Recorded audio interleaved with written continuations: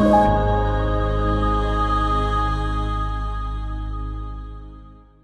do you think she was best suited for or more compatible with, Andre or Roy?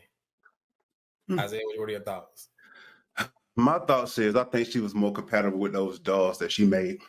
This lady, Celestia was just all over the place for me of what she wanted in a relationship.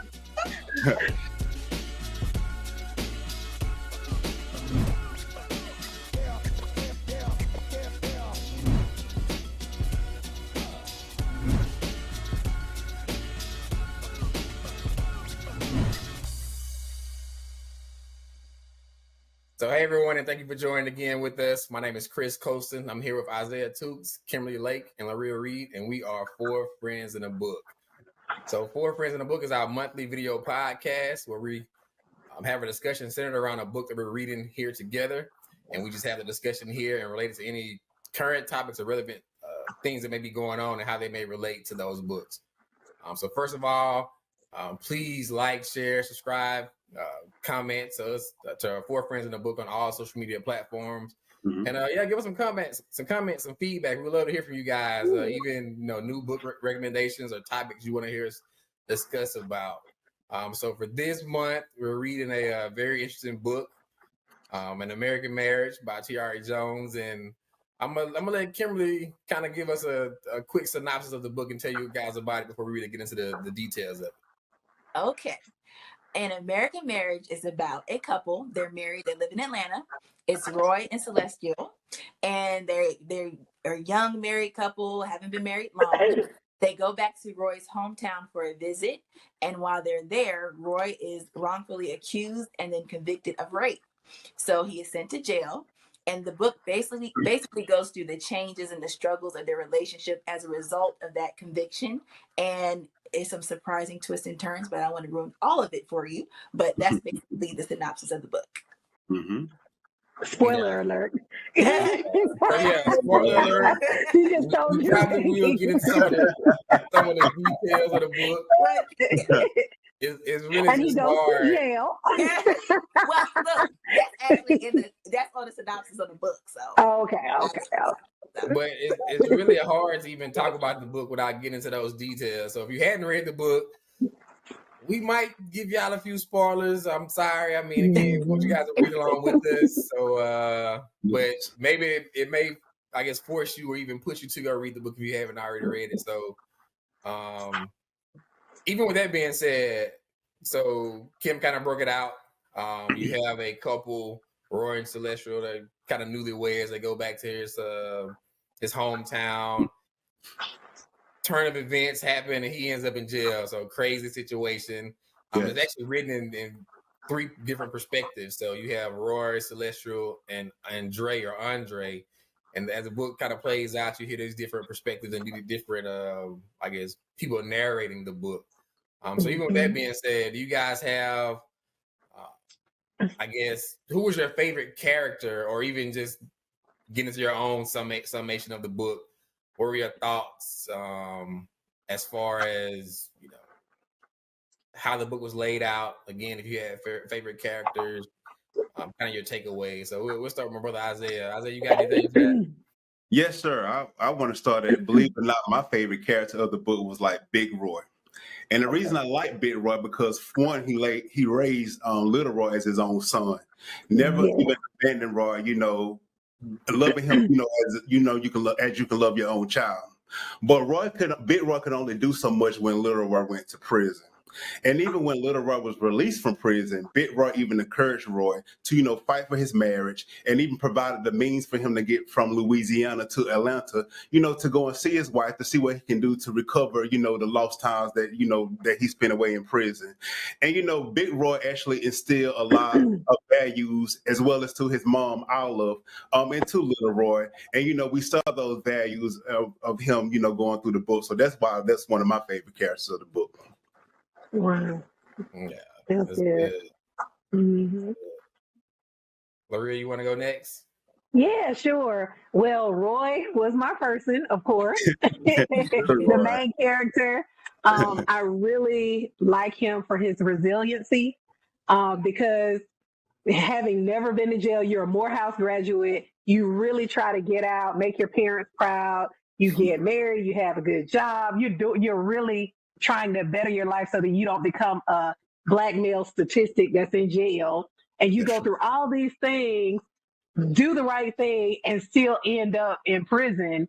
And for him to go to prison and survive, do well, and be able to come out and try to really regain what he can without losing his sanity, I believe is to be commendable. I enjoyed, like I said, the resiliency of him throughout the book. He was always trying to keep his marriage together. He just always tried with everything, even with the twists and turns of his roommate in jail. I want to say that just everything about his life, you just see resiliency all throughout it.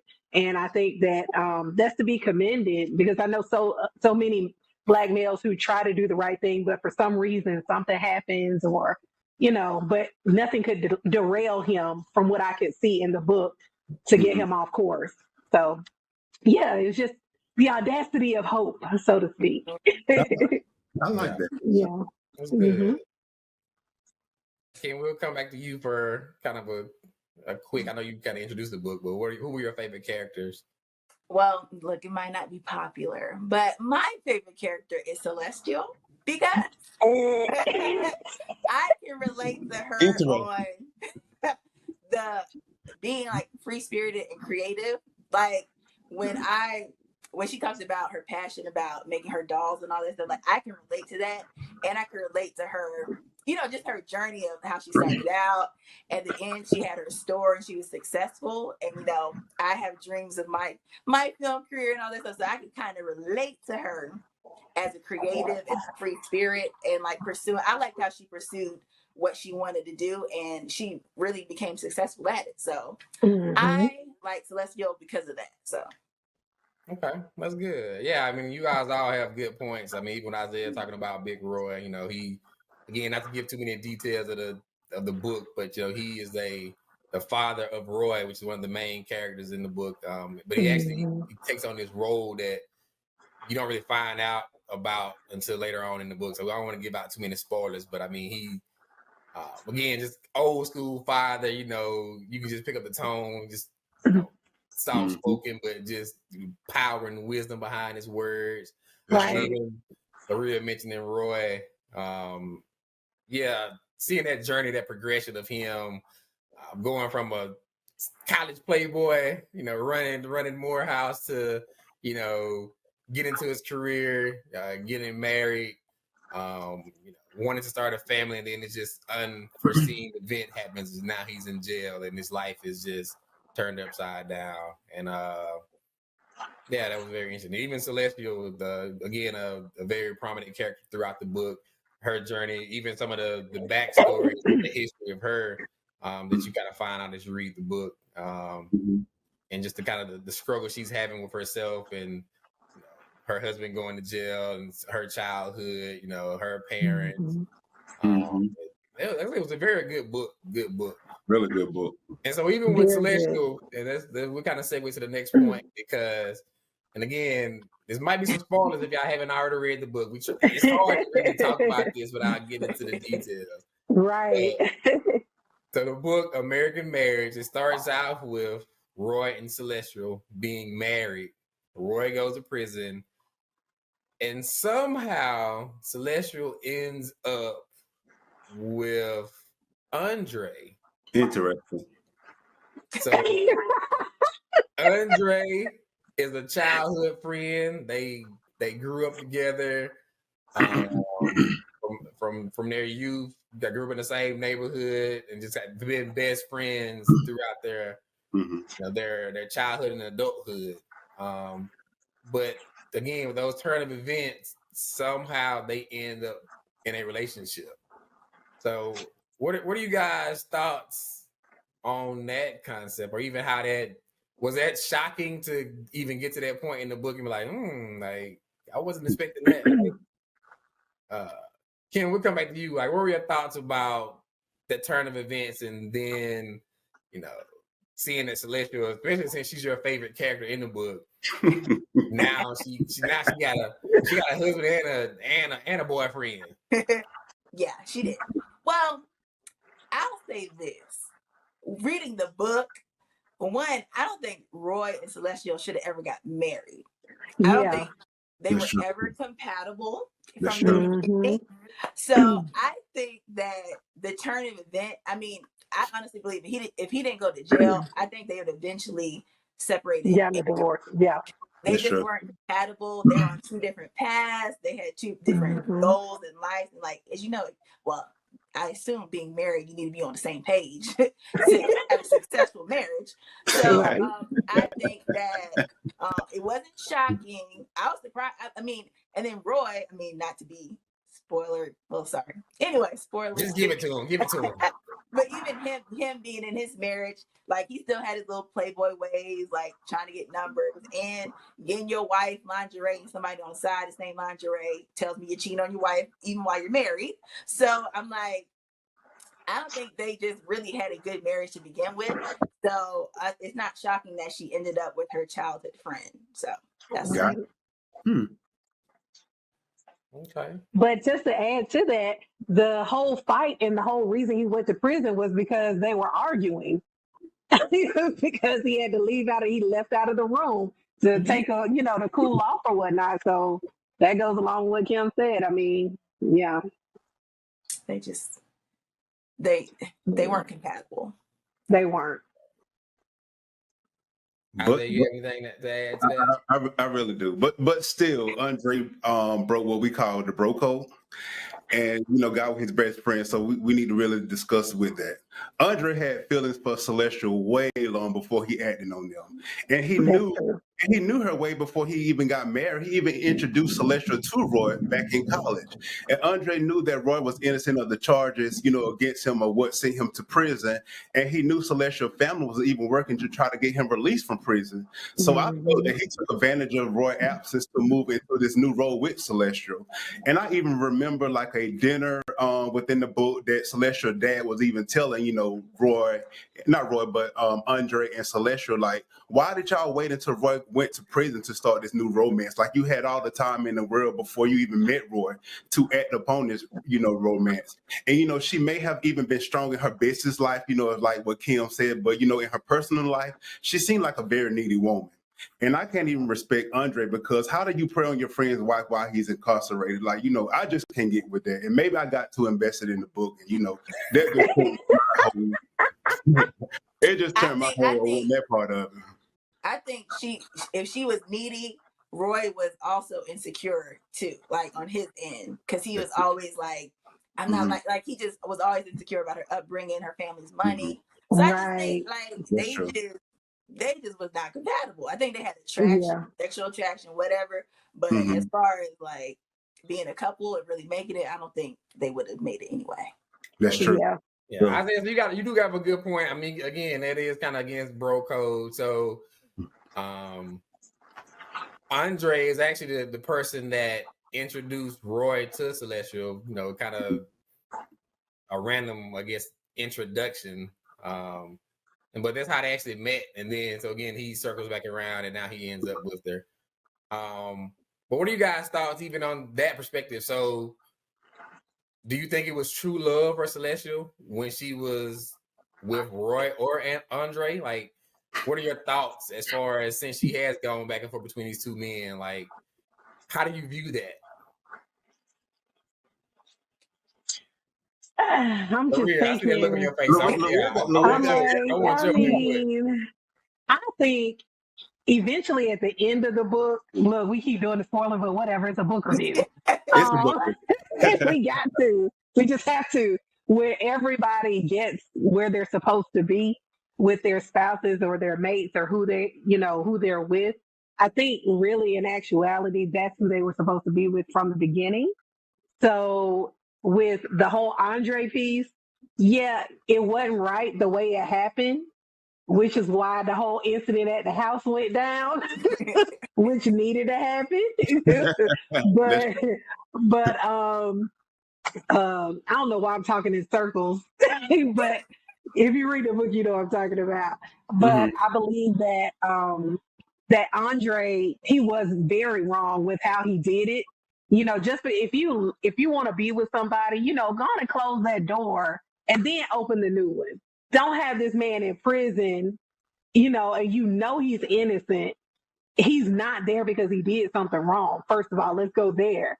And then you mess around with this dude that he's, you know, it's just, it was too close for comfort for me. So my thing is that was a very cowardly thing for him to do, for Andre to do. So it was an ugly mess, but it eventually worked out. But I just hate the way that went down. It wasn't cool. Not for me. Yeah. For me, it was very reminiscent of the movie Brown Sugar. Y'all remember that movie? Right. Yeah. So Yeah. Tay Diggs. Was it Tay Diggs in the movie, right? Mm-hmm. Yeah, Tay Diggs and Sanaa Lathan, I think. And so they again. But it was different because they messed around before he got married. They didn't do it anymore. And then after, you know, this was all during. This was happening. But again, to Isaiah's point, like Andre knew, and even I think something had been doing their prom, if I remember correctly, because I think Andre and Celestia went to prom together, and they had a kiss or something. So it was still, again, you have this childhood friends that you kind of teeter the line as far as, you know, friendship, you know, romance, relationship type thing. And again, when I read the book, it kind of reminded me of the movie Brown Sugar, how, you know, you had childhood friends that actually end up together. So that was kind of interesting to me. I think kind of like Maria, everybody ended up with who they were supposed to be with, really. I think with Celestial, she just wasn't, because her dad used to always tell her, like, growing up, like, Andre's your husband, like, that's who you need to be with. Mm-hmm. So I just don't think she was mature enough or, you know, in her womanhood enough to kind of even be with him. He always loved her, but she wasn't open to, even like the prom night, she was like, can we forget about that? Like, that even happened. So I think she just wasn't in a space until later in life to receive him. But I agree with Laria. I feel like if they were like that, they should have just closed the chapter, got the divorce, and then moved on. Because that's why it kind of reminds me how, like, Bill Cosby on his show talked about how who was it? Vanessa, when she brought her man home on the trash can lid. So like their relationship was presented in that way. So that's why her parents weren't with it, like, because it was like on the trash can lid. It wasn't done the right way. So I think that would help them. But I think they just ended up who they were supposed to be with in the end. So right. It was messy how it got there, but it got there. One of the quotes that I wrote down in the book that kind of stood out to me was it was in chapter 1, I think, but it says love is the enemy of sound judgment. Okay. And there was a lot of misjudgment, or just, I guess, change of minds, I guess, throughout this book as far as the whole love process. So I don't know, that kind of stood out to me, considering that Celestial and her love life kind of teetered back and forth between these two men. All right, guys, so we just watched this clip, and I'm pretty sure you guys have all seen it. It's gone viral over I think last year, maybe the year before. Woman in Central Park in New York, walking her dog. She accuses this man, he's out there just bird watching. She accuses him of making, you know, threats against her life, that he's attacking her. Fortunate for him, he's recording the whole thing. And he's not doing anything to the woman at all, but she calls the police and just is pleading this case as far as, you know, him almost just threatening her life and attacking her, when the video clearly shows that that's not going on at all. What are you guys' thoughts on this whole Karen culture and people so quick to call the police and just for trivial accusations that seem kind of unwarranted? Kim, you want to go first? Sure. I think it's unfortunate Roy had to go through that situation. Even like I think about if I had sons or somebody in that same predicament, I'd be like, you can't be going to no women's room. Like, I feel like now you want to be nice to people, and you know, you want to do things for people, but just the way the culture is now and just life in general, you just never know people's true intents in their heart. So you can have the best of intentions and get the worst outcome. So like, I think about me having sons, I would be like, never go up to no woman's room. I know I raised you to be a gentleman, but never even put yourself in any kind of situation that may turn out in a bad way for you in any way.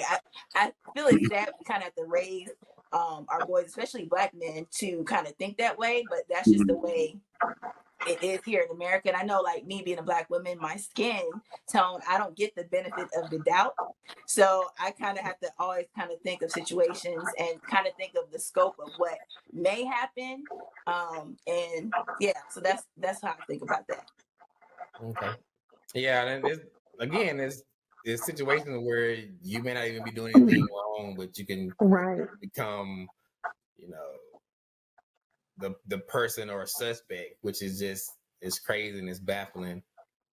Isaiah, what are your thoughts from the black man's perspective, as far as, have you ever had any situations or encounters like this, or have you even find yourself being conscious to make adjustments to even make someone feel more comfortable if you are in a situation that you feel like something could go awry or could go badly? Like, is that something that you're always like consciously thinking about?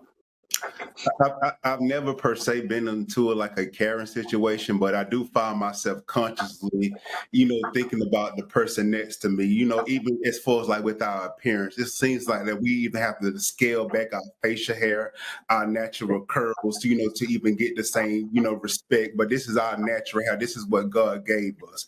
And, it's even a bill out now that's saying that you can't discriminate someone, based on their hair type, based on their interview. And it seems that we always have to conform to the world standards of what people think that we are. So we have to jump through higher hoops, speak more clearly, have more degrees, just to get the same opportunity of the next person next to us. And I think that, this is the world that we live in, which is not always right. At this point, I don't know what the rules that we have to play, to get the same level, of experience. But, it's unfortunate that we have to actually go through this. And this is 2021. So we are still fighting for the same rights and the same privileges our parents and our grandparents fought, so many years ago. Yeah, good. Yeah, even like you mentioned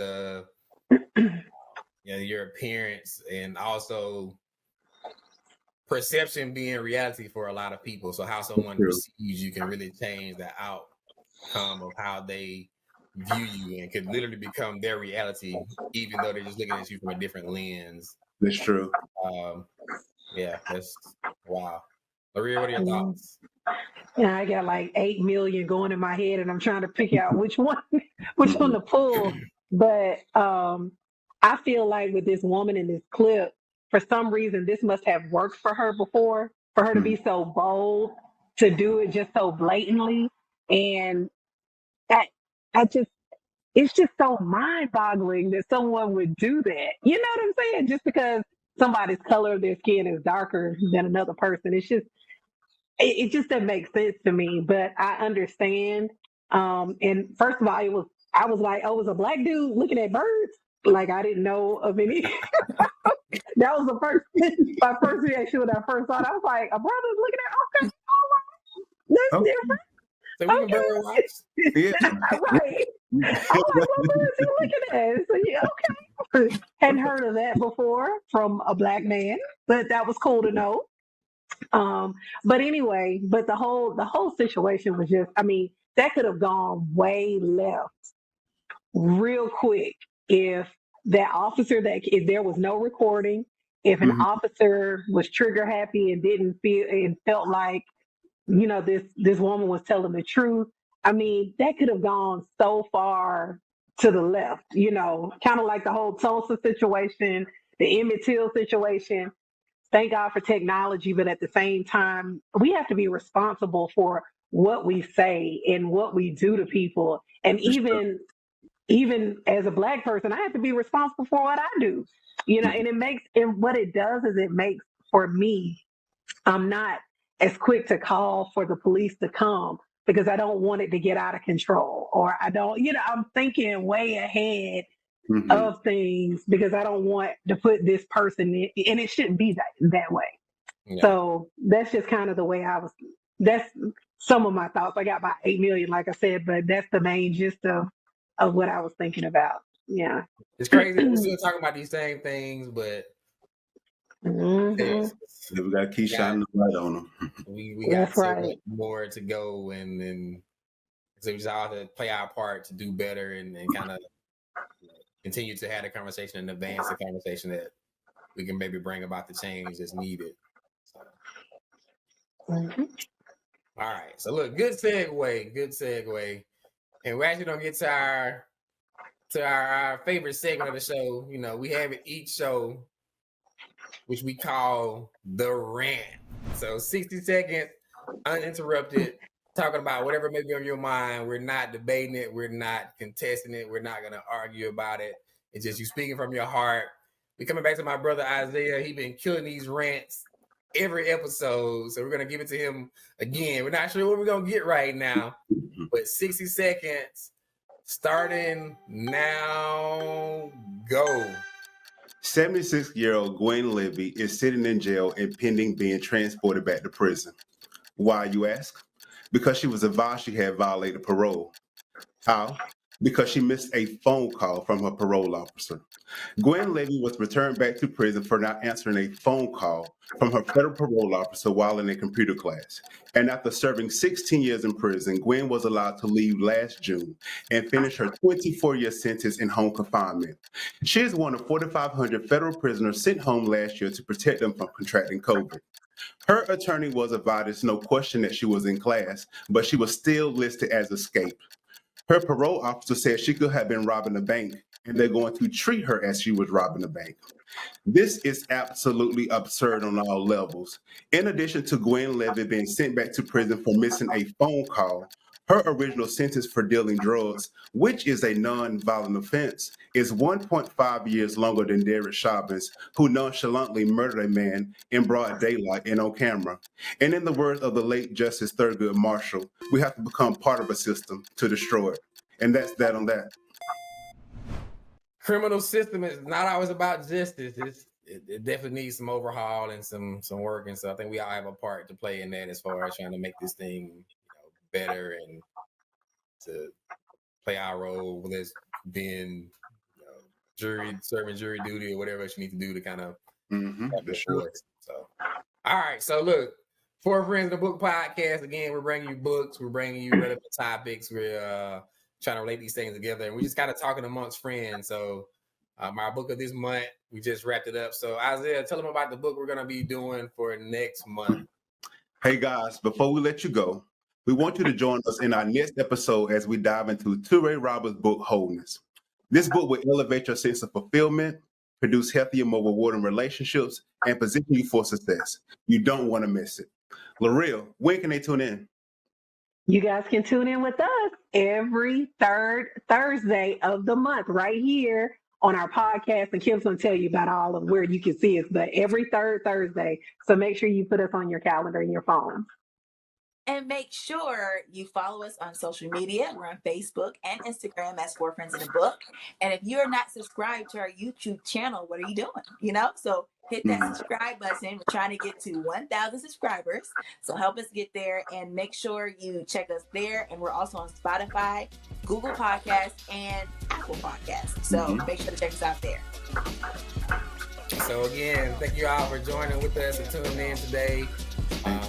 Hey, let's read, let's learn, let's grow, and let's have a discussion here on Four Friends in a Book. Thank you. Thank you. Bye.